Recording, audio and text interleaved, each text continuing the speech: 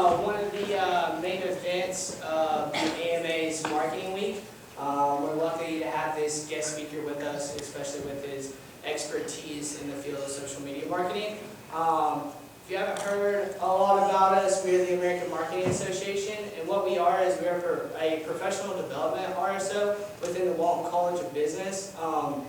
Yes, our focus is on creating better marketers for the business world, but we also have a goal of marketing you individually as a college student to go out and get that job or internship. So if you're interested in membership or interested in learning a little bit more about AMA, feel free to come up and talk to me or Sarah or any of our executive board sitting up here in the front after. And with that, Sarah, our executive vice president, will give a brief introduction on Gonzales. Hi everyone, hope you're doing well tonight. So to summarize, Mr. Pinky Gonzales is a world-class marketer. He began his career in the San Francisco Bay Area working with the Country Music Association. He worked with companies like Yahoo, eBay, AOL, and MSN in support of the CMA Awards and the CMA Music Festival. After 3 years there, he moved on to found his own company, the Artist Media Group. And here he helped clients such as Kelly Clarkson, Rascal Flatts, and DreamWorks Records. The company grew 400% in the following 2 years and was acquired by Echo Music, where Mr. Gonzales was a partner. The acquisition attracted such artists as Alicia Keys, Kanye West, Bon Jovi, Jason Aldean, and Brad Paisley. And the business was sold to Ticketmaster in 2007. In 2008, he joined Belmont University as an adjunct professor teaching brand development and digital strategies. Pinky has since worked with businesses related to brand development, promotion of commissioned artifacts, and career development services. We are glad Mr. Gonzales has offered to speak with us about his experiences and insights throughout his career. He shows such enthusiasm about teaching young professionals about how to market themselves, and so we are very lucky to hear him speak tonight. And with that, I'd like to introduce Mr. Pinky Gonzales. Hi guys, can you hear me all right? All right, Sarah, Kevin. I'm going to set my clock here just so I don't talk all night, which I could do, and what I'm tempted to do still. So today we're going to talk about personal brand and how it relates to your professional career. I wish that we had an 8-hour day to work with where we could talk about individual strategies for every different social media platform and resume writing and other forms of professional development, but we're going to do kind of a general overview today, and I'm going to open it up at the end for questions, but if anything occurs to you in the meantime, feel free to ask, and if I don't see your hand, yell at me. It means a lot more to me to answer a question in real time than to be polite and wait till the end. We don't have so many people that we're going to waste a lot of time doing that. Okay? Okay, everybody's nodding their head. So we'll call this career design. My personal philosophy is that your career is up to you and your degree has nothing to do with it, which is a weird thing to hear in a university setting. It's not that your degree doesn't matter or it's not valuable, it just has nothing to do with your actual job, and I'm about to prove it to you. If you are on Twitter, who here has a Twitter account? Awesome. If you want to tweet about anything tonight, feel free to use the hashtag career design, but don't feel obligated. You can also use the Marketing Week 2013 tag if you prefer. And if you want to mention me personally, my personal Twitter profile is Pinky Gonzales, but that's totally up to you. So how many of you are on Reddit? Anybody? 1, 2, 3, 4? How many of you have been to Reddit? 4, 5, 6? Okay, so you kind of know what it is. I describe Reddit as everything from the internet, everywhere, all the time, in no particular order. And those of you that were on Reddit yesterday probably saw this. This was the #1 post at about 4 p.m. Central Time yesterday. In the first 24 hours, it was uploaded 38,745 times, and it is a Certificate of Completion Award. And the caption was, "As someone struggling to find a job, this is what I see whenever I look at my college diploma." And it's sad. This guy actually has an engineering degree. He's no slouch, and engineering is one of those things where your academic credentials actually matter to the job selection process. But there are enough people out there that in a hot moment, 38,000 people are at least saying, I can relate on some level, or I can understand on some level, or I'm experiencing that pain myself on some level. So this is a really common issue. This is 24 hours ago. This was one of the most popular individual content elements on the entire internet. So it's really, really relevant, not just here in Northwest Arkansas, but everywhere in the world. And today, this is all about how do we get around that problem. So, how many of you want a job someday? Not everybody, almost everybody. More specifically, how many of you want a job in marketing? All right, quite a few. I would say easily the majority. Marketers have the greatest and the worst role in all of business. If you can't market yourself, you have a gigantic problem. If you don't know yourself well enough to put yourself out there, I cannot trust you as a brand to put myself out there. Sometimes, the old saying is that doctors make the worst patients. It can be challenging to market yourself. That's not exactly what I'm talking about. I mean, when you are so in tune with who you are and what makes you tick and what you want to do and where you want to be, if you can't make money doing that, you shouldn't pretend to be able to make money for somebody else doing that. So, when we talk about marketing, it's an inside-out deal. Today we're going to talk more about personal branding, marketing the individual in the job market. I say, by the way, this whole presentation is totally just my opinion. This is not something you'll find on Wikipedia.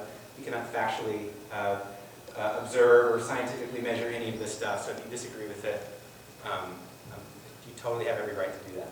But I say there's 3 ways to get a job. One is help wanted ads. How many people have responded to a help wanted ad ever in your life? Wow, not very many people.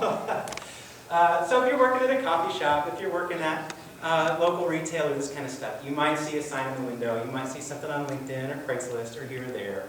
But this is the old school way to go get a job. Wait for somebody to say, I have a job, and then apply for it. And you send them that resume, that Microsoft Word template resume that looks just like every other Microsoft Word template resume. And the very first thing on that resume is it says, my objective, to work for a company that allows me to progress in my career and accomplish goals and be paid for what I do. And resumes are a total joke. What matters is where you work, what you do, what you know, and how you're going to apply it to us. But a resume doesn't get that deep. So the help wanted ad is tricky, and anybody who has to post help wanted listings is miserable. Well, not everybody.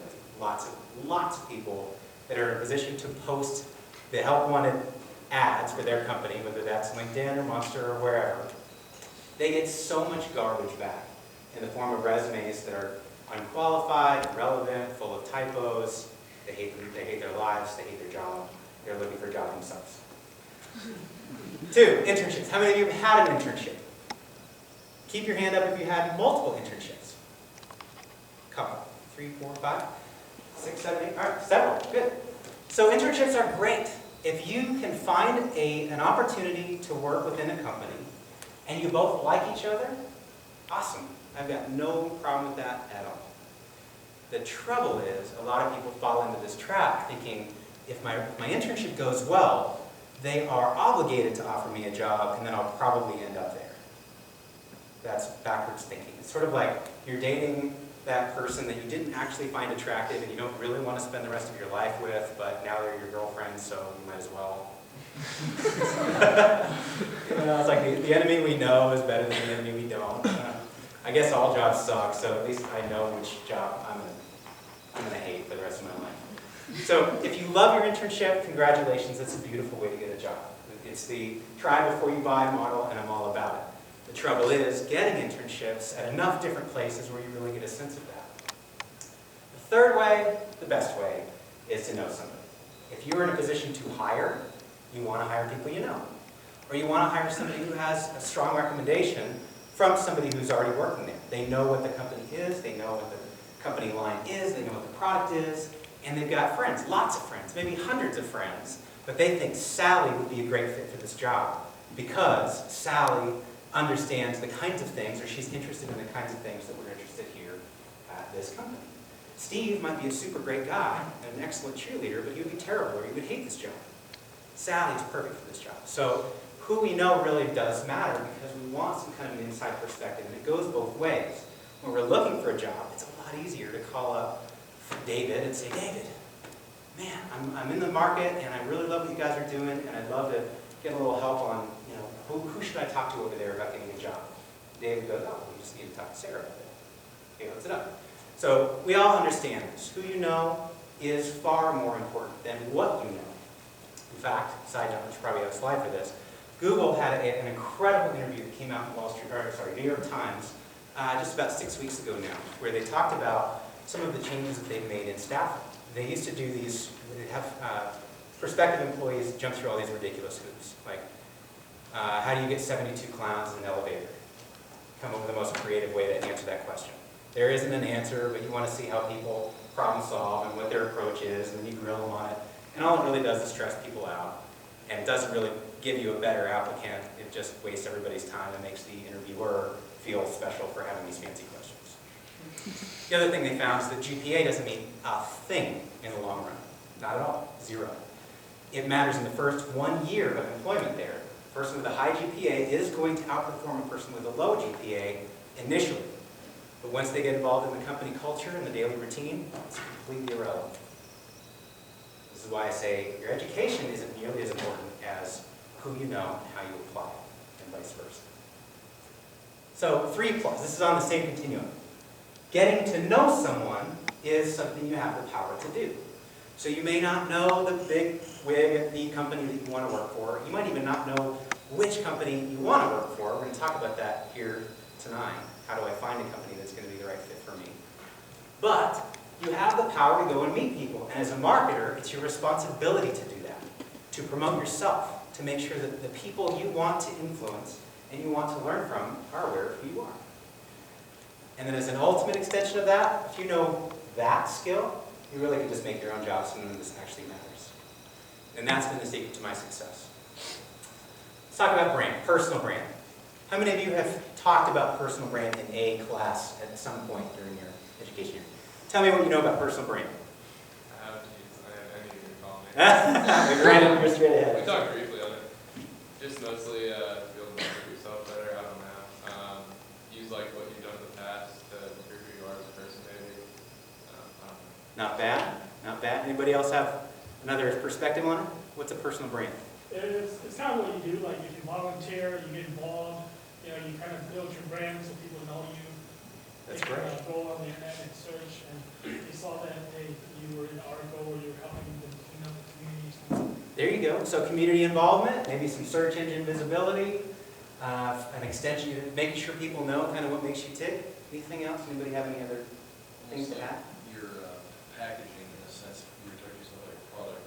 Nice. When you go to an interview or see someone, how you dress, how you talk, how you put yourself off, it can be what your brand is. Awesome. That's really good. I agree with all those things. So I think personal brand boils down to 3 things. Identity being at the core. Identity is something that is within. I have a personal identity in and of myself. I think of myself a certain way. I look in the mirror and I'm wowed every morning. I say things and I'm like, dang, that's smart. It's inside out. It's totally my opinion about myself. It guides the choices that I make, from the fashion that I wear, the way I wear my hair, also the way I'm going to respond to questions or interact with other people. I'm an uncle, I'm a father, I'm a husband, I'm a son, I'm a community member, I'm a lot of different things. And my sense of identity is going to be reflected in each one of those life circumstances. So element 1 of personal brand is what I think about myself, because theoretically, that's what I'm going to project. The second thing is the exact opposite of that. This comes down to that community involvement and the packaging. It's your reputation. It's from the outside in. It's something I think I have control over, but in reality, I do not. It is only what other people think of me. So I'm constantly making my best effort to put forth the image that I want people to have of me. But all I have to do is forget to return that phone call, or not show up to that date, or really screw up on that status update that I was supposed to make, but instead I confuse it with my own profile, and I put all those profanities and nudity on the Walmart Twitter account. Suddenly my reputation is a little different than I would have liked, and it's beyond my control. So it's outside in. And then thirdly, this is brand in motion. It's the expectation we have accordingly. So I think Pinky is a super great marketer.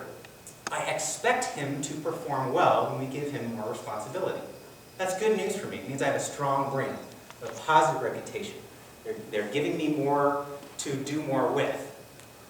Conversely, if I've screwed up in the past, the expectation may be that Pinky really drops the ball, or he doesn't show up on time, or he's careless, or he's not detail-oriented.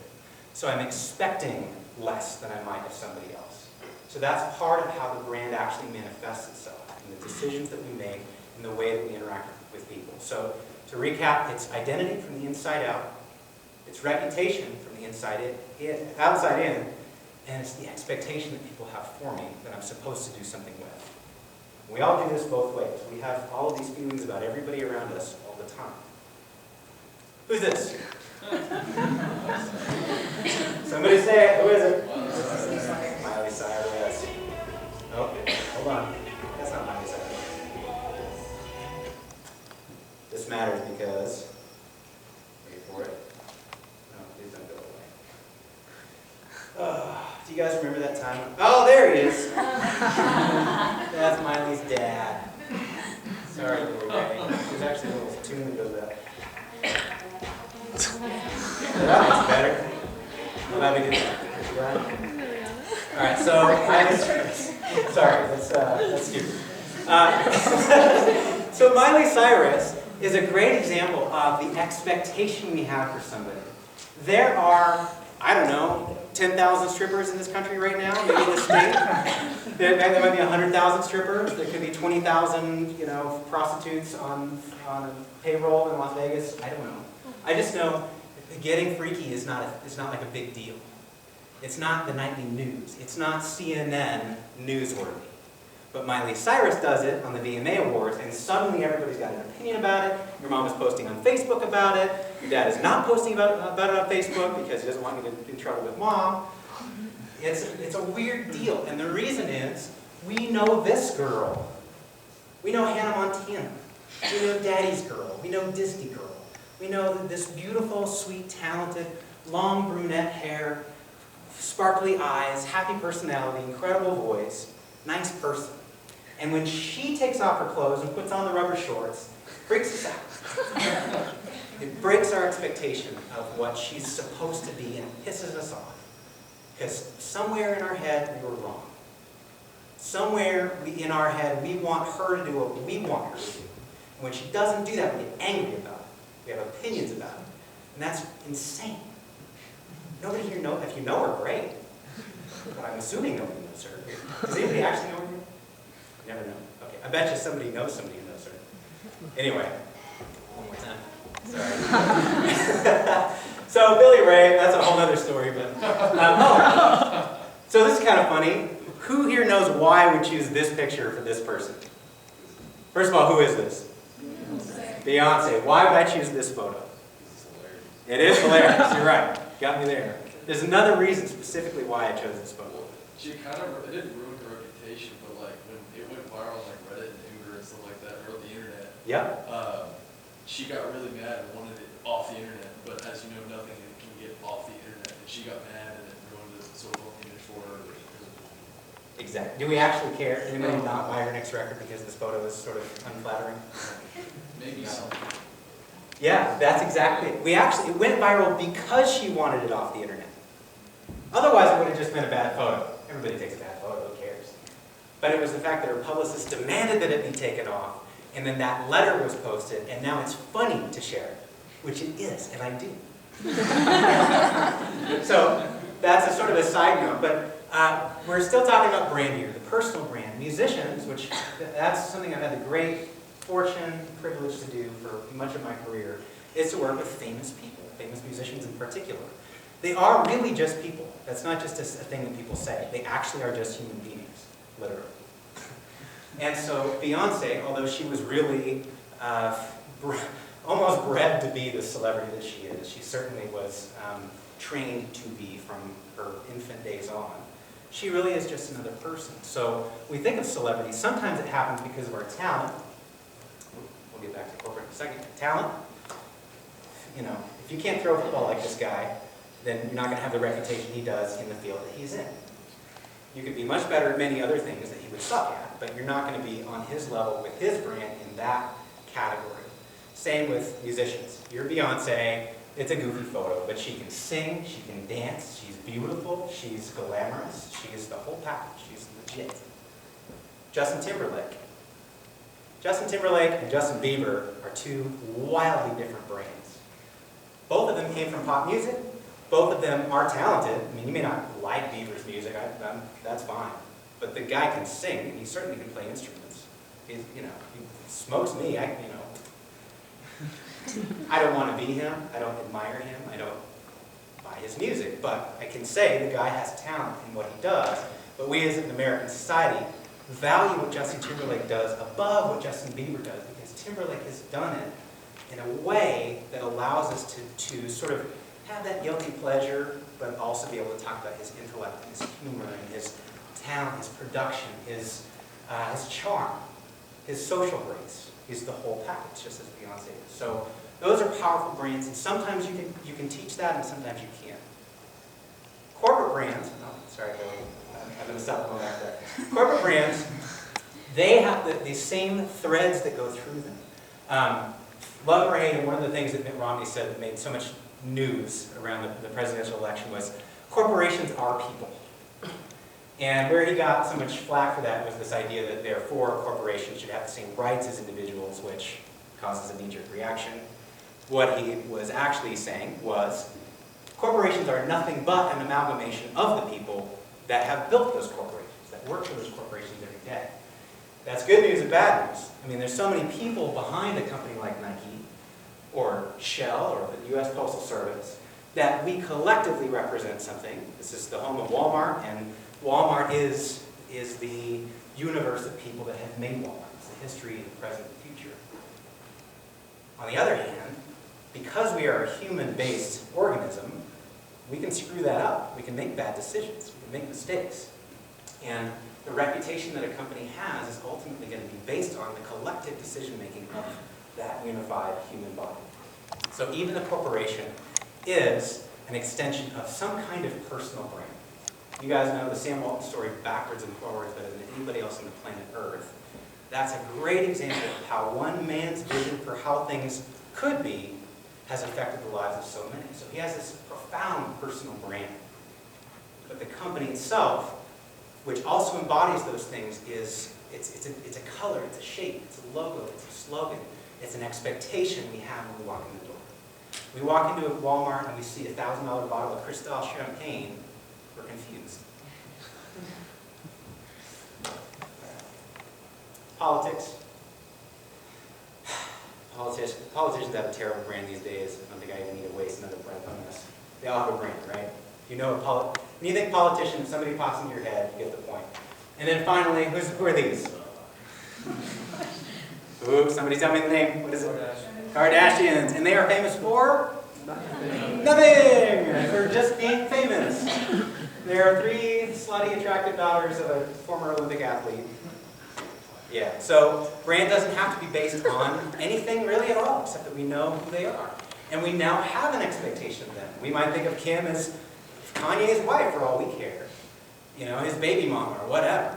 The fact is we know her name, we might know what she looks like, and we might know why we know those things, even if we don't watch the show. It's a really interesting sort of viral effect that occurs. So I think you get the idea. Somebody give me the pick call. There it is. Oh, that was amazing. Shivers. University branding. Huge. All of you guys are here at this very second because of brand. You had choices. You didn't have to go to school at all. You didn't have to go to this one. You didn't have to go to private or public or this or that. You all decided to come here for some reason. And you had to have known that this place existed, or it wouldn't even have been on your radar. So, we in marketing are responsible for making sure that even if somebody intentionally chooses not to buy our products or services, or to hire us as individuals, they know why they would or would not do those things. It's our responsibility to put ourselves in front of people so that they choose whether or not to work with us. Poor marketing is marketing that results in an absence of information. Great marketing results in people having an opinion. And it doesn't matter if it's good or bad. Weird thing to say. We would prefer that it all be good, but the best things in life are very polarizing. The greatest religions of all time, people murdered each other by the millions forever. And that's supposed to be like the best thing ever. So, you get the idea. University marketing is very powerful because it happens at a time in our lives where we're breaking out of these things that we grew up with in our family unit, but we're also wanting to connect with other people to share our common interests. And there's so many people that care about the specific things that we're specifically interested in. And then we go on the rest of our lives, which never has quite that vibrancy and that passion and that present flavor that being in school does. So it's a really profound form of marketing. Universities they're a brand study in and of themselves. So you get all of that. Personal brand, this is how I describe it. Take all of that stuff that I just said, and we're going to boil it down into two things. How we see ourselves from the inside out, and how others see us. That's what your personal brand is. We have control over the one on your left, and we hope to influence the one on your right. I say your personal brand is your career currency. What people expect of you is the potential that you have in the market. If they don't expect anything, you need to do some work. If they expect failure, you need to do some repair work. If they expect success, you need to leverage that to your advantage. Because the company cares about the company, you need to care about you. Your story is your brand. Can somebody recite your story while you're sitting here? It's a strange thing, even just as I'm being introduced by Sarah. It's strange. Like, I didn't think you did this, you worked with that, does this stuff. And sometimes it's strange that people would actually know a story or have heard about these things or have read about these things. But that means I'm doing my job and that there's enough information out there that somebody can find me, learn about me, form an opinion about me before I even stand up and introduce myself. So that's what we want to do in our own careers. We want there to be a little chatter. We want people to have some sense of who we are. We want them to know who they know they're connected to that know us. So that if we apply for that job, they say, oh, hey, Steve, you know Sarah. What do you think of Sarah? Steve goes, really or really?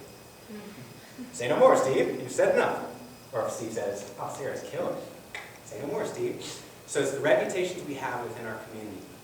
So here's my story. You heard some of the high points. But here's why I know what I'm telling you is the truth.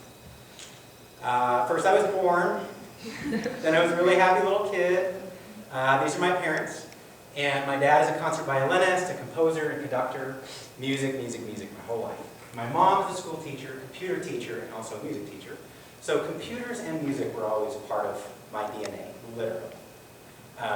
These days, I know all of you grew up with an email address. Like my daughter's 5 months old, and I bought her domain names the day she was 2 hours after she was born for 10 years.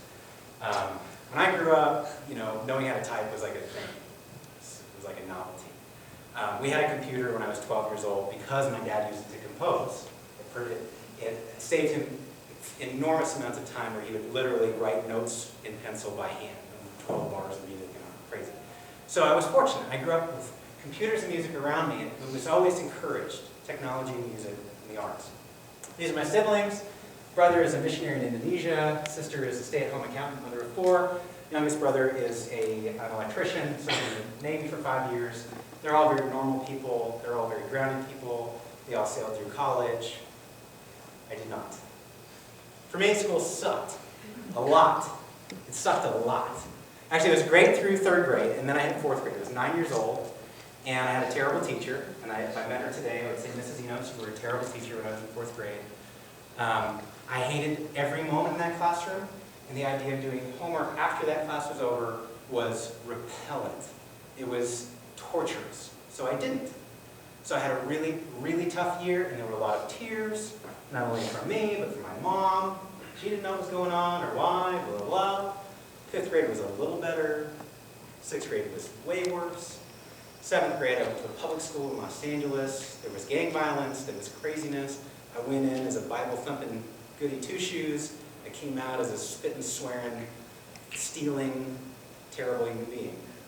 And then I went back to private school, and then I was a horrible person there, and then I went back to public school, and it was too close to my house, so I would just ditch and go to the local mall and steal stuff all day, and then I had to go to summer school because I pretty much failed out that semester, and then I went back to private school, and after 7 years, I've gone to 12 different schools.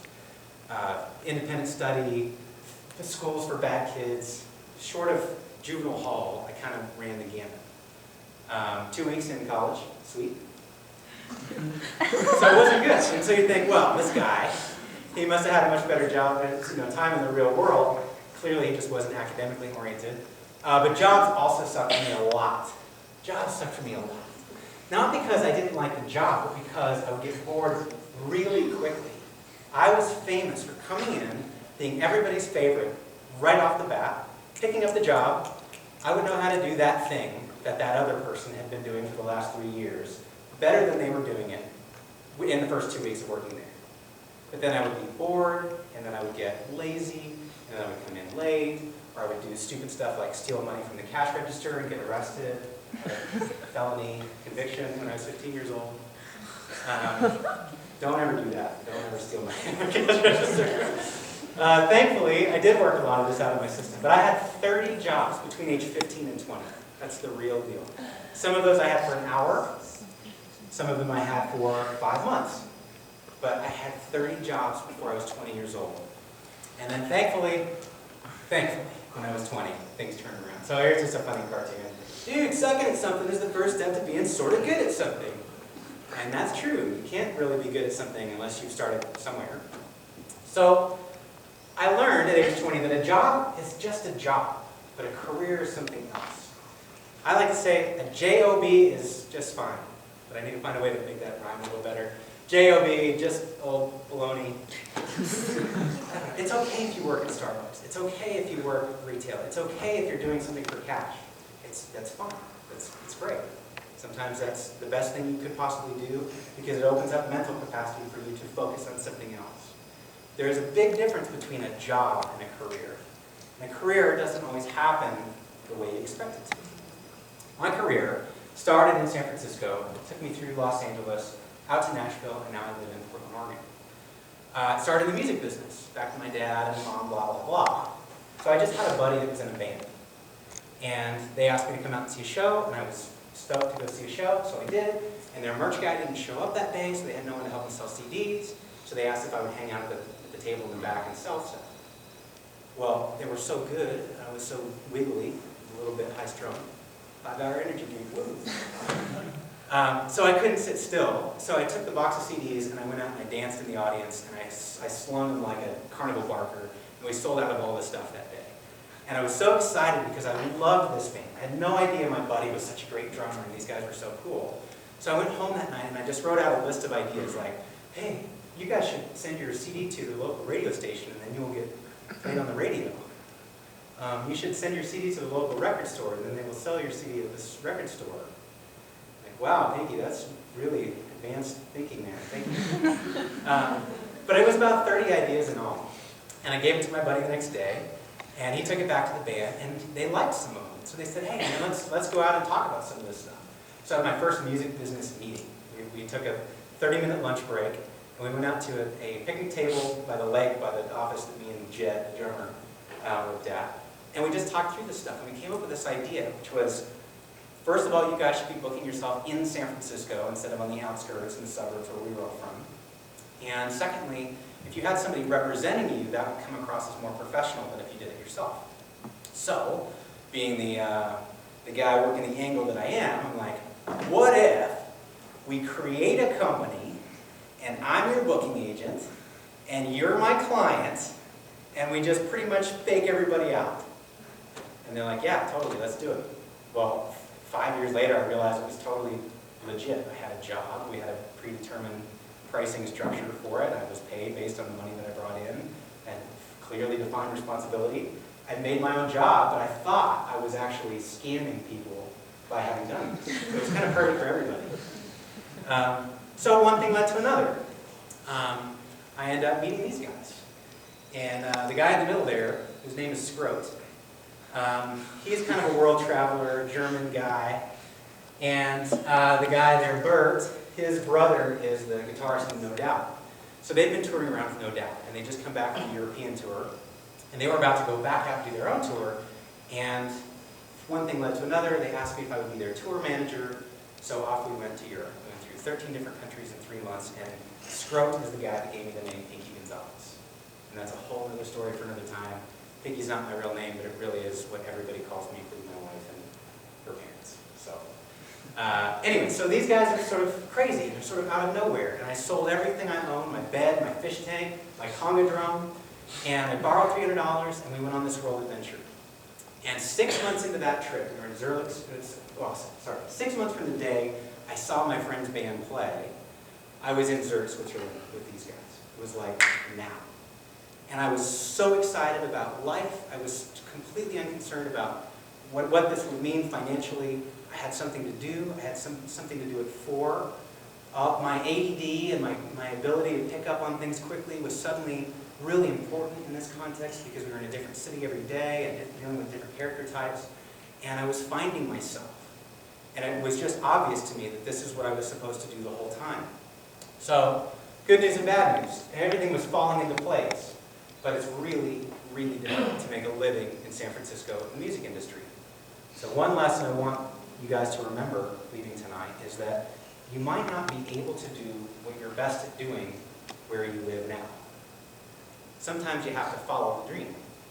And if you're in line with it, if you're confident in what that is and why it is and what you want to do, it doesn't really matter where you live. So for me, that meant moving to Los Angeles. And while I was there, I met this guy, Danny Goldberg, not to be confused with the late, great Kurt Cobain. Danny was their manager. And he also managed the Beastie Boys and Bonnie Raitt. He was the president of Atlantic Records and Elektra. He's mega big deal. And we met at a trade show, and he asked me to join his company and to start doing these websites for his artists. So once again, I had to just sort of scrap it together. I had to learn HTML, and I had to figure out what that even meant. And then I was buying computers for the staff, and then I was helping with choosing an insurance plan and installing phone lines and really learning the mechanics of starting a company. And it was amazing. It was incredible. But I hated LA with all of my heart. With all of my heart, I hated LA. And so I decided to leave and move to Nashville. And it's a good thing that I did, because in the year 2000 when I moved, all of those skills that I had just recently acquired were almost non-existent out there. Not completely non-existent, but it certainly wasn't the world then that it is today. So there's all these artists out there with lots and lots of fans, Garth Brooks being the greatest example of all time, and no website, or no idea what to do with the website, or no idea what to spend on the website, or what to put on it, or how to deal with fans. And then there were the artists that were maybe not so loyal to their spouse on the road, Billy Ray Cyrus. And he's a bad person, you guys. Don't feel sorry for him. So really, there were people that were afraid of what would fans say on the internet. Because back in the day, what happened on the road stayed on the road. Suddenly, the road is like in your wife's living room. And so it was this strange thing. So they hired me to help keep track of what fans were saying and answer questions and help to get the word out about upcoming shows and albums. And it became a marketing role. But it sprung from this, well, I don't know, Pinky knows how to do websites, talk to Pinky. And I have a stupid name, and so everybody's heard of me, even if they don't know me. And so one thing kind of leads to another. So one of the slides I actually don't have here is success breeds success. When you work with one famous account, everybody's expecting you to be able to do the same and more for everybody else. So as soon as you're the bigwig with such and such a company, there's an expectation that you could be as great or more somewhere else. So use that to your advantage. So I parlay Rascal Flatts into Toby Keith, into Garth Brooks, into Kelly Clarkson, and then suddenly I'm not just country music anymore, and these guys come around, Echo Music. So they were better at business than I was. They were more grown up, they had an insurance policy in a building and things that I didn't have. But I had 6-year clients. So we got it all together. There was 14 of us in all, May 1st of 2005. There were 40 of us 1 year later, and there were 80 of us the year after that. And we went from my little artist roster and some bluegrass stuff to some of the world's most famous. Kanye West, Beyonce, Alicia Keys, Bon Jovi, Jonas Brothers, Robert Plant, Keith Urban, Faith Hill, and on and on and on. It's about 40 in all. Yes, sir? Did you find it hard jumping from genre to genre within the music industry? Great question. Did I find it difficult to go from one genre to another? Is that right? Were the people that much different between different genres, like the fans? So you guys can probably relate to this to some extent. When you say, I live in Arkansas, people usually don't go, wow. They might go, wow. So kind of the same in Nashville. We had an advantage in Nashville because the cost of living was lower. The ability to travel, we were centrally located in the country, so both coasts were within a 4-hour flight. The people were super cool, had that southern charm and good old-fashioned values. But we also had this epicenter of celebrity and fame.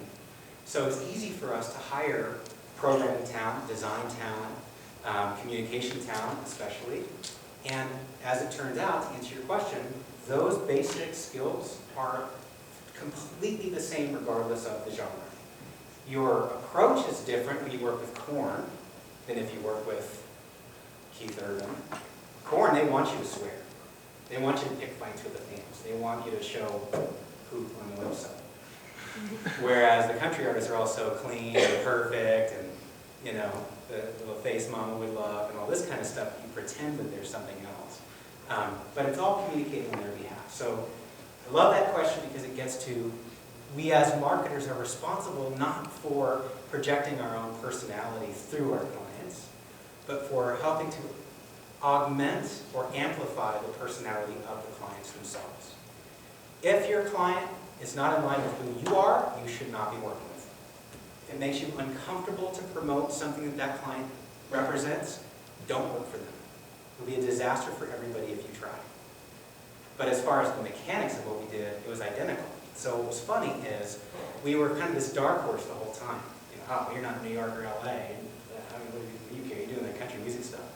Well, Kelly Clarkson kind of broke that door open a little bit, and her management company wasn't just country, that's for sure.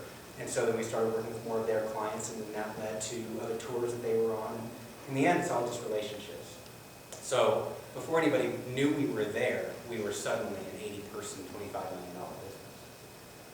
It was awesome. And Ticketmaster became aware of us because, well, that's the whole story I won't get way into, but their biggest client, Live Nation, was threatening to become their biggest competitor. They bought our biggest competitor. Ticketmaster countered that by buying us. They gave us twice the amount of money than anybody else would. We were the luckiest people in all of the planet Earth at that moment, and so we sold the business. And they destroyed it in 2 years, and it is no longer.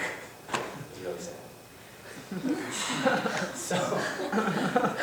So someday we'll all go out for beer, and I'll give you the long story of all of this stuff. But at the end of the day, I went from failing at life, failing at school, failing at jobs, to suddenly succeeding somewhere where this ability to interact with a lot of different things was an asset.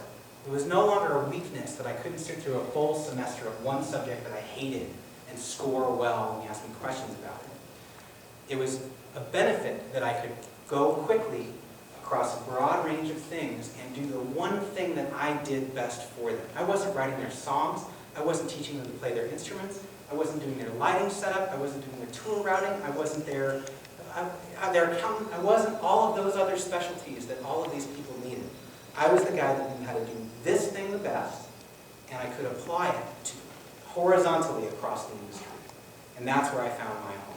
And that's where I learned how to be a marketer in entertainment.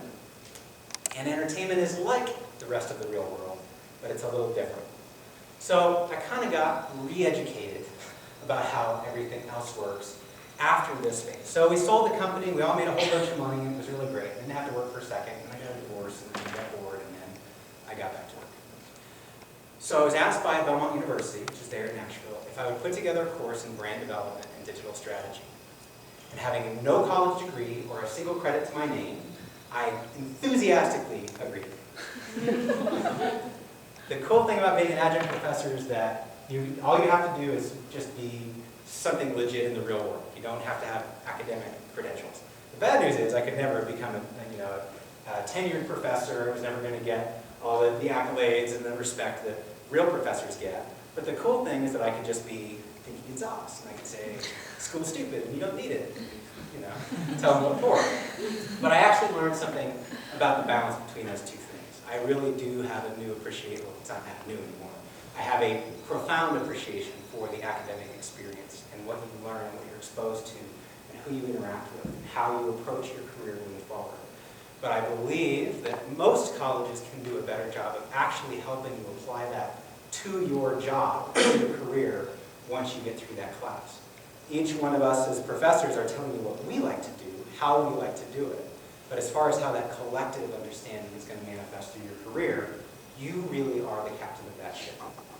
So that's kind of what I learned at Belmont.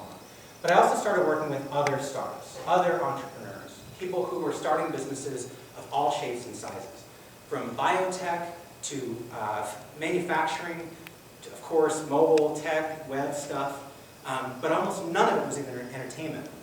In fact, here's a list. It was totally all over the map. And the cool thing about being in marketing, just as it was with the entertainers, is that there are universal truths to everything that we do in marketing. It's about understanding the product or service, about understanding who the customer is, about who the competition is, about what makes you different, better, or unique. It's about communicating in a way that is going to give you the best opportunity for the result you're looking for. And it's nice, if you're like me, that there's no correct answer. You can show an improvement in a metric, but there's no such thing as correct marketing. There is effective marketing based on the results, and there is a good try, let's do better next time. But unless you're just an idiot or you're doing it wrong on purpose, there are no rules. There are just best practices. There are channels through which we communicate in ways that seem to be working for others, and we will see if that will work for ourselves or our clients. But it's all a grand experiment, and it's all going to come down to the individual people and the relationships that you have. So, 50 companies in the last 5 years. I didn't get fired from any of them, but I don't work with hardly any of them anymore. So that's cool. It's kind of like I was always on the same path, but there just wasn't, I didn't fit right in that thing. And so in marketing, I get to be that independent expert that I can be a tactical reinforcement, or I can help to map out a plan and hand it over to the people that will do it. And in some cases, like in my company, everyday business for me is Upriver Solutions. Now I do LinkedIn training, corporate communication, where I'll go in and I'll help you, I'll tell them how it works. I'll give them the tools to do it. I will coach them along the way. I'll give them individual support, and then I will leave. And it's up to them to make money with that. So finding what makes you happy is the key. If you are really happy working with one company, one brand, you understand them, you like them, you like the people you work with, you like the thing that they do, by all means, do it forever. Do it till you're tired of doing it. And if you want to work with a bunch of stuff, then the idea is, well, just find the right fit. It could be a company that works with a bunch of stuff, or if you're a very social person, you might be able to put these pieces together and create your own. I wasn't kidding about the maker. If you have the ability to go introduce yourself to people, to make connections on your own ambition, you really can be your own boss, and nobody can fire you. Your clients can stop working with you, but anyway. So back to you. That was my story. LinkedIn, we don't have time to go deep into LinkedIn, but I am deeply passionate about LinkedIn. I think it's the most powerful business tool of all time, in that it directly connects us to anybody on any level, professionally, almost anywhere in the world. Really. There's an older generation that may not be there because they don't need to. They didn't need LinkedIn when they started here, blah, blah, blah. Fine. Everybody else does, and those people should be an example to everybody else that does. 90% of recruiters today are using LinkedIn to find talent, but once you have a job, you can use LinkedIn as an everyday business communication tool. And most importantly, you can use it as a personal branding tool. Tell your story. Look at my profile if you're curious, and see how I combine all of that stuff you guys just heard kind of a long-form version on into a space like this. It's challenging, and there's more that I left out that I've added on LinkedIn.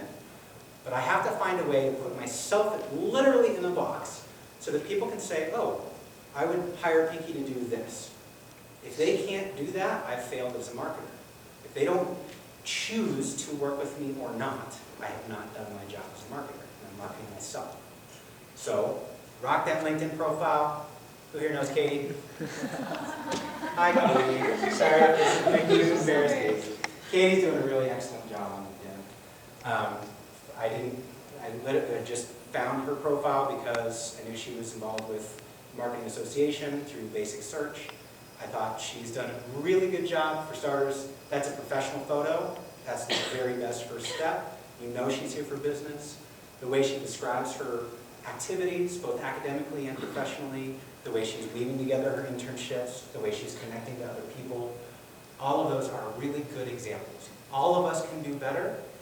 Last week, I made a significant update to my LinkedIn profile, and I do this professionally all the time. It's a never-ending, ongoing thing. We all can do something. But Katie's a really excellent example of what somebody here in this room, doing exactly what you're doing, can do to make themselves more appealing to the people that you want to work with, whomever that might be. Secondly, one of the most overlooked features is the advanced search on LinkedIn. Everybody that went to University of Arkansas is in your quote-unquote fraternity. You have a shared experience with everybody on LinkedIn that lists the University of Arkansas. So, when you are interested in moving to the Bay Area to go work for Google, look for somebody who went to University of Arkansas. You share that in common. What else do you share in common? Well, it could be lots of different things, but it's one of the most basic things people overlook. You can search companies by their location, by how many employees they have, by who you know that's connected there. So take a look at that advanced search feature as you're exploring your internship opportunities or your career moves, and find connections, connect the dots. Even if it's the receptionist or the janitor or whatever, if there's somebody that works there, talk to them about it. Do you like it? What would you recommend? Who should I talk to? Who do you know? Can you make an introduction? And what I like to do, my very best weapon, and I would not be standing here at this second if this weren't the truth, I find people I think would be a good match, and I introduce myself to them, and I say, this is who I am, and this is what I do, and I would like to be of service.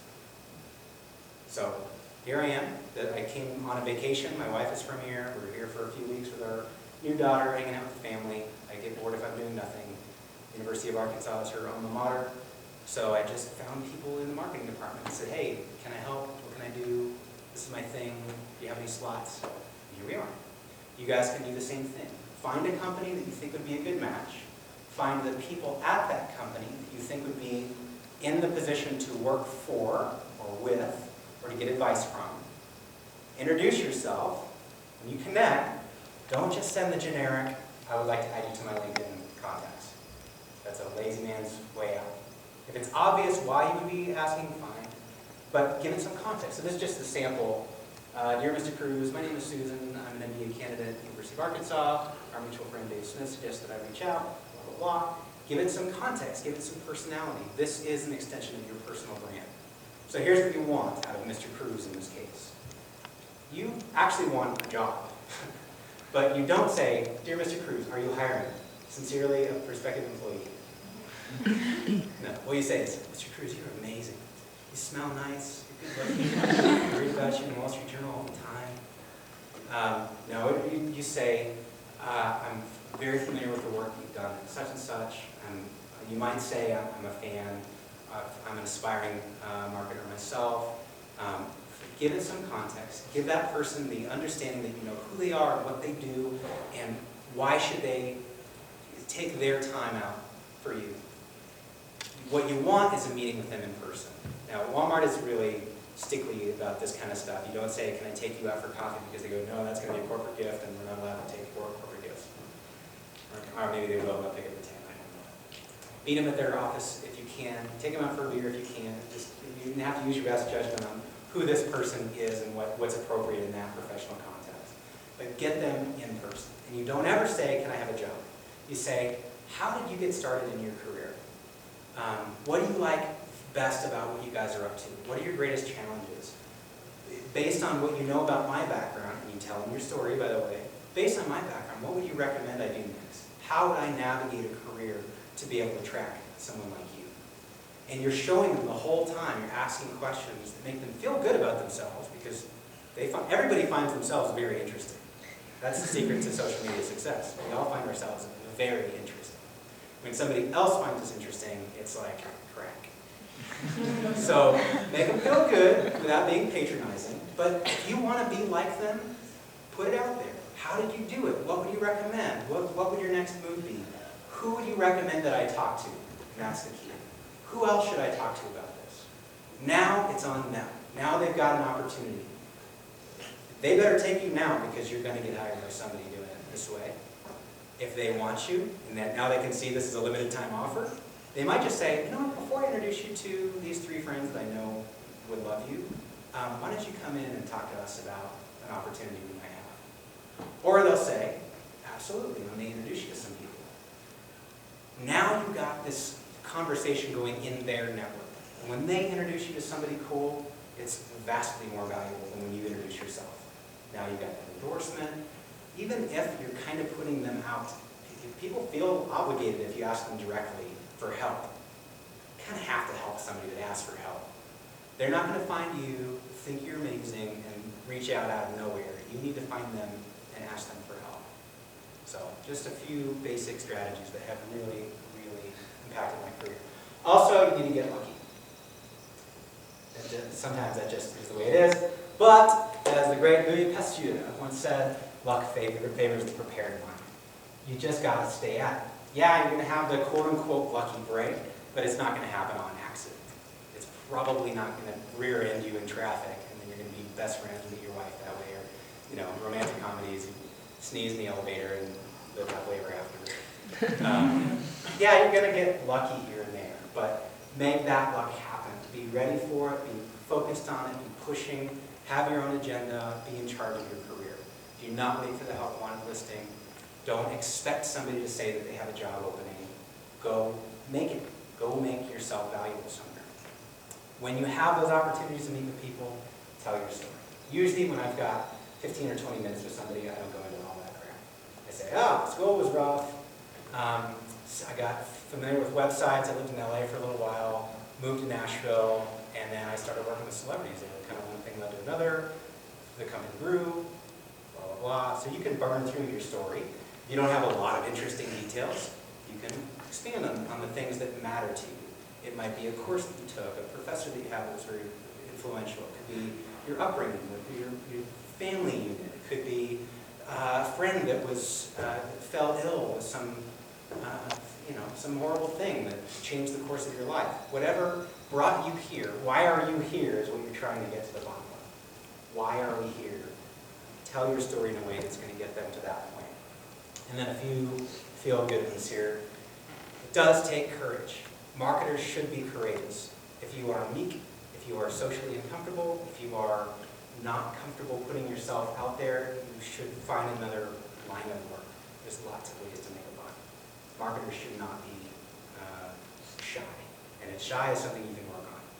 So, if you really want to do this, be courageous. Put on your big girl pants and get out there.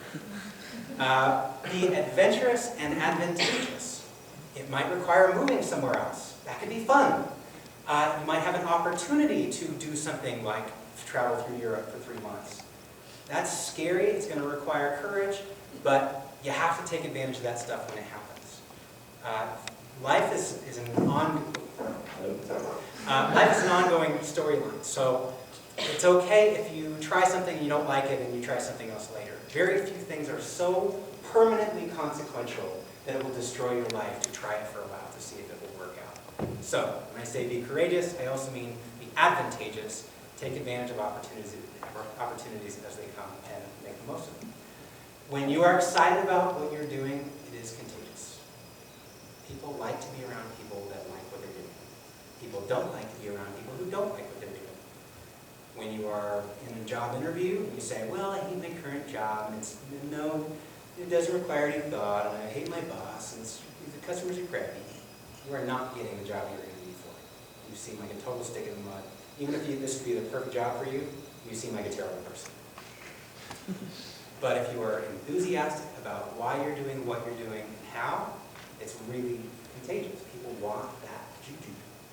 Marketers should have that. Think about that. Inspiration. Be inspirational, be inspired, do whatever you need to do to get in the right frame of mind so when you have those opportunities to make an impact with somebody who could be influential in your career, be excited about them. It will make them excited about you. It is okay to follow your passion. Now, I am not the, if you think it is definitely going to happen type.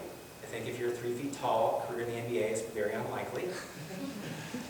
But we all have things that we find interesting. If the thing you find interesting is making somebody money, somebody figured out how to connect those dots.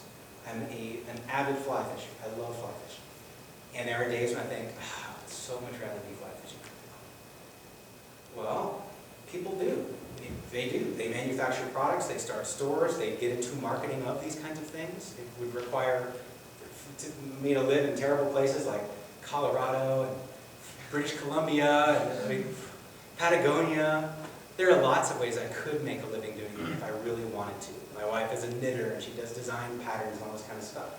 There are people that make everyday living doing that thing that she considers a hobby. So when I say follow your passion, maybe you're lucky and your passion really does relate to, you know, selling billion-dollar stocks on Wall Street.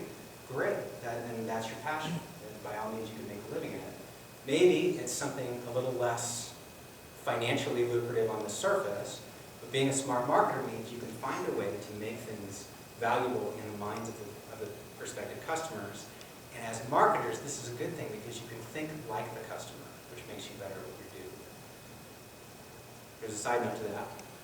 Don't be afraid to get just a baloney, just to call it baloney. You might have to do both at the same time. It's okay to work at Subway while you're getting your degree. It's okay to work at Subway once you've gotten your degree and you're still trying to find that career level position. It's okay. Your job is not necessarily your career. So don't beat yourself up if there's a transition, not only in the front end of your career, but even in between steps as you go. It may happen in your 50s, but a job is a way to make cash to pay the bills. A career is something that you tie together. It's a cohesive storyline that is the embodiment of the work that you want to bring into the world.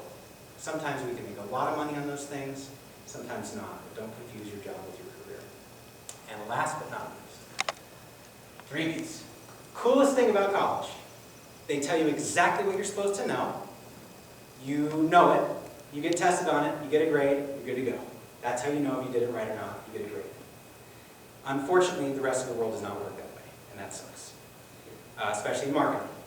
So how do you stay sharp in the real world? Once you leave the academic environment where you no longer have a parental figure saying, this is what you need to know, and I'll tell you if you've done so sufficiently.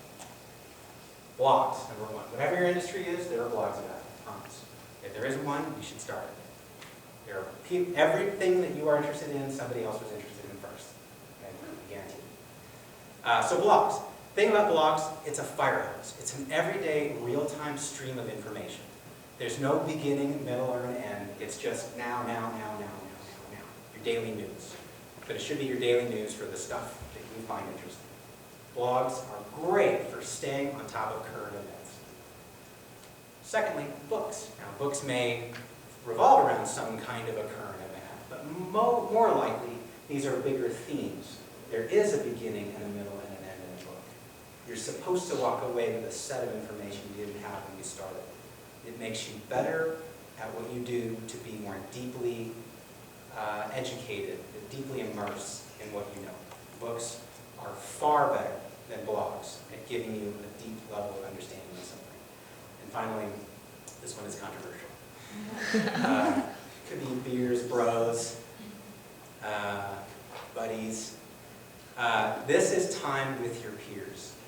Time with other people that are interested in the things that you are interested in. And I don't just mean your best friend Susan. I mean people who are professionally interested in the things that you're interested in, because they're having similar thoughts and ideas and different challenges and opportunities. One of my very best friends in the world is now Taylor Swift's digital marketing guru. He's amazing. And he and I have helped each other through our whole career. In fact, he teaches my course at Belmont now. We're similarly minded, And so we're always listening for opportunities for each other, but we're also learning from each other. He is definitely better at certain things than I am, and I will say I'm definitely better at certain things than he is. So the beers element, for he and I, it's literally beers. We will go have too many beers and bitch about how this whole industry is broken. But it can be coffee, it can be time across the desk, it can be casual conversation here and there, but you must be involved socially within your industry. It makes it more fun and meaningful anyway. But you will learn from others in real time through those social interactions. So blogging is industry fire hose information all the time. Books give you better perspective, deeper understanding, and that social element, beers or buddies, gives you social context and a way to kind of bring it all home. That's what I got for this presentation. Questions? What do you guys want to do when you grow up? Everybody got it figured out? Who wants to be in retail? Hey, Yes, sir. if you were going to look back, I'm asking you to look back, Yeah. retrospectively, you could push one button, change one thing, what would that button do?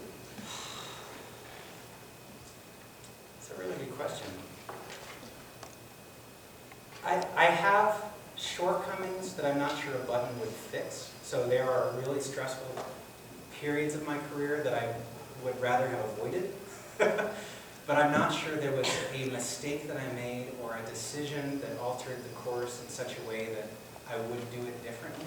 I don't know that I could have done it differently. I think sometimes I have a tendency to ready, fire, aim. I get excited about stuff. I get passionate. And I get stressed out if I'm not doing something with it. And so I do have a tendency to go ahead of myself when taking a little more time to observe and sort of evolve with the story would be more appropriate, to become entrenched in the community before I start telling everybody how it's supposed to go. I don't know, I kind of float in the wind. You know, your discussion with us has been excellent. You look at the term courageous, and what I hear you doing is saying, I'm a risk taker. I have to be a risk taker to achieve the next level. Without Is that question, absolutely. And I think some people are predisposed to being risk takers. I deal with entrepreneurs every single day, and as a species, these people are risk takers. Not everybody has to be a bet-it-all, hell or high water, San Francisco or bust kind of character type. But I will say there are too many people that get a job, they get comfortable with the paycheck, and get stuck in life and become miserable because they think that's the only reality that they could ever live.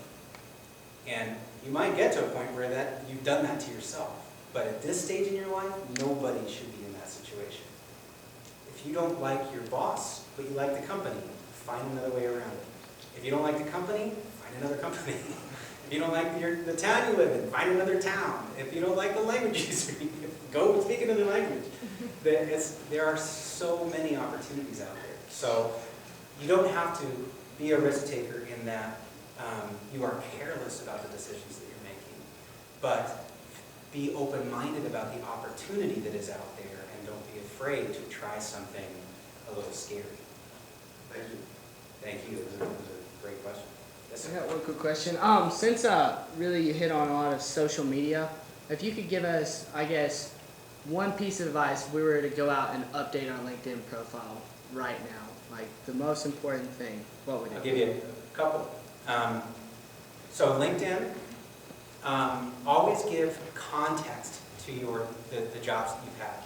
If you worked at McDonald's as a shift supervisor, there are management themes in that. You're talking about coordinating people's schedules, customer service, dealing with vendors, problem solving. There's lots of things that you could pull out of that.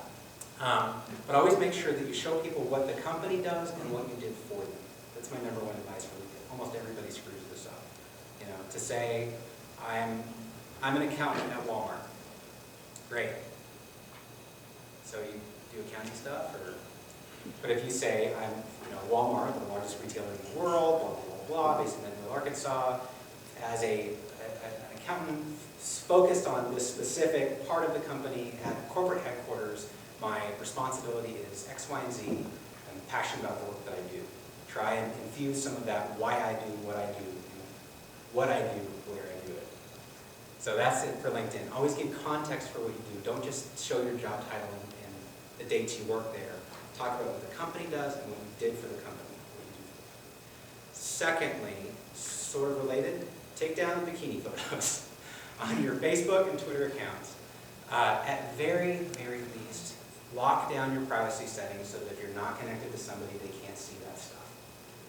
I've seen it with people in this room, and I will not point fingers, but as people started retweeting and interacting with my stuff, I'm looking at other profiles, and they're out there. My cousins are some of the worst at this. University of Oregon, they have a really good time in college, you can tell. And there's nothing wrong with that as far as I'm a college student, but there is something wrong with that in that I am an aspiring professional. So you can set if you want to have that style of profile, fine. Just make sure that only the people you are intentionally connecting with can see it.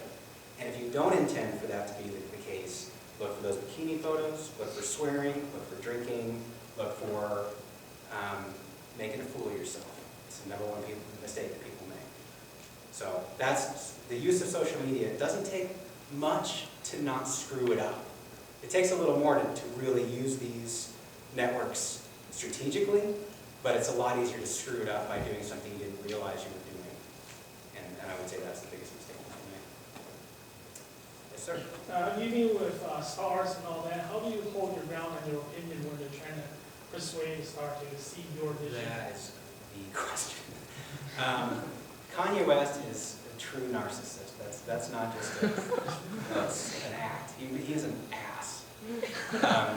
Beyonce's dad is the same character type, and he was her manager. He has thankfully been fired.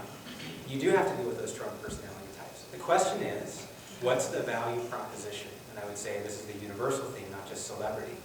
When is it worth putting up with? The short answer is, how do I put up with it? Well, if it doesn't conflict with me on a moral basis, it's the job. It's like, well, I don't want to have to pick up dog food today either, but I do it, But if it gets to a point where it's abusive, or when it's really offensive, or it's inappropriate, you handle that as you would any quote-unquote leadership situation. You start by addressing the problem, by calling them out on it, by setting the ground rules for a successful relationship going forward. If they respect you and value what you do for them, they should be concerned if you want to walk away. As with any employment situation, one of the other most famous things you'll always hear is make yourself invaluable, make yourself irreplaceable. It's a huge pain in the butt to have to redesign a website and transfer content and deal with training a partner how to deal with your brand. So you don't want to make those people angry. You don't want to have to walk away, and it's usually not a financial decision. When you're getting an account like this, it's usually some kind of well, what do you charge, and what's in it for me, and how, show me your chops.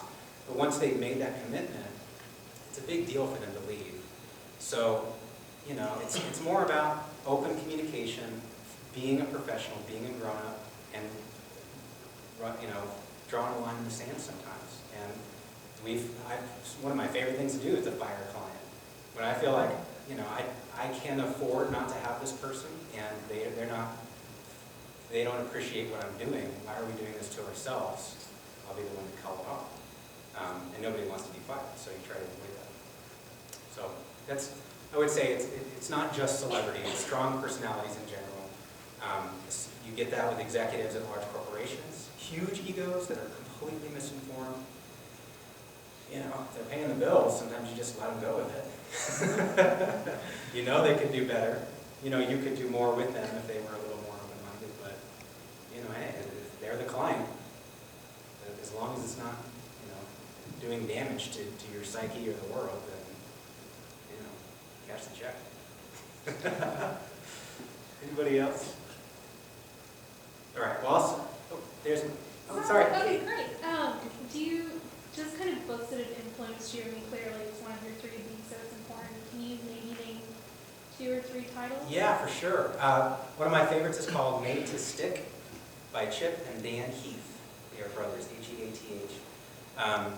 Made to Stick is all about how to tell a story that people will remember.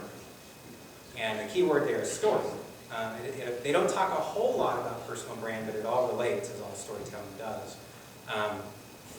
They try to show all of these famous stories that everybody would know and pull out what it is about them that makes them most memorable.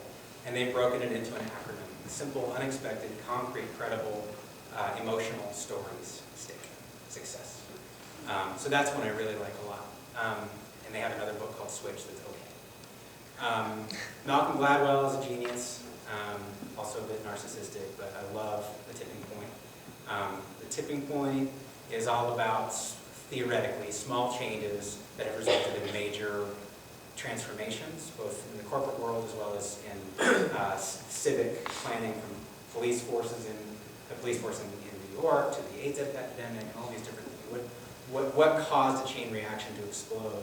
And as a marketer, you need that sometimes because you get bogged down in the everyday details of things, and it can get really, it can just wear you down to not see the big grand slam all the time. So remembering that that's possible. And our careers are kind of that way too, you know. Like, I woke up this morning just like I did yesterday. Today I got to do this, which was cool. And tomorrow I get to do some other stuff. But I'm going to be able to look back on a month of this stuff and say, wow, you know, I went there and I didn't have any contacts, and then I did this and this and this, and now I've got a little network going on there. And, you know, so anyway, so Tipping Point is a good one. There's got to be something more recent than that. I don't know. Those are the two that really stick out. I would also say, if we were going to go really deep on LinkedIn, one of the things I talk about is to be found on a search engine, you need to be on LinkedIn. So it's important to your career search. You can find me if you just Google Pinky Gonzales. You can even misspell it, and you will find me on LinkedIn. If anybody wants individual information or guidance on what to do with your specific profile, feel free to hit me up. But I require one thing, and that is, when you connect with me, and it's okay to connect with me, give me a personal note saying I was in the room and you said to give you a note. If you say, if you just use the default thing, I'll say you didn't pay attention the first time, and this is not your real time, so no. But give me some context, tell me who you are, and I'd be very happy to help you out with it. And I consider that you guys investing in me when that happens, because all of you have careers in front of you, and to have had some shared moment in this context means in the future there might be other professional opportunities to help each other out in the real world. So it helps me to help you. Yes, sir. Got two questions. First one, why are you in Portland right now? I mean, Why in Portland? Yeah, I mean, Great maybe I'll question. say why you moved there. Well, Portland's a great well, the short answer is my family is out there. They're in Seattle, which is 3 hours north. I grew up going out there for summer vacations and this and that. It's a deeper answer is the creative community out there is amazing. You want to end up somewhere where you can not just have a job, but have a job that you love to do. And so being in this, design technology world, there's, second to Chicago, there are more ad agencies per capita than anywhere else in the country, lots of independent shops, lots of craftsmanship, and then the great outdoors. So as a fly fisher, it's spectacular. But it's nice to come out here and hang out for a while. My second question is, what's your real name? My real name, are you ready? It's John Mark Jansen. You would never remember that. Yes, so thank you guys. Before I go, thank you. Nicole Cox, Dub Ashton, and Kevin Bartolin were all influential. Nicole in particular kind of picked up the phone. So thank you so much for the opportunity, and thanks to all of you and the American Marketing Association. And that's my wife and kid. That's all the time we have for tonight. Pinky will be around for a little bit afterward if you want to come say hi, or talk to them a little bit more personally. Me and my exec board will be around for a little while as well if you're interested in the American Marketing Association and how you can get involved in some professional development opportunities we have for you out there. Thanks for coming. We really appreciate it. Hope you all have a great night. And for Pinky, we have a thank you card. Hey, well, thank you guys. And I think you would appreciate this more so than anyone. I will, yes. It gives the flavor Oh, of man. our marketing association in general. So I used to wear a fedora all the time, and my fedoras are kind of out of style. I think this is sweet. Thank you. Thank you so much. Thank you guys. All right, we announced earlier today that we had solidified the winners of the idea contest. The third place winner was Maria Sharp, second place Alex Somborn, and third Manuel Aros. So come talk to us afterwards and we will tell you what you won. Thank you guys.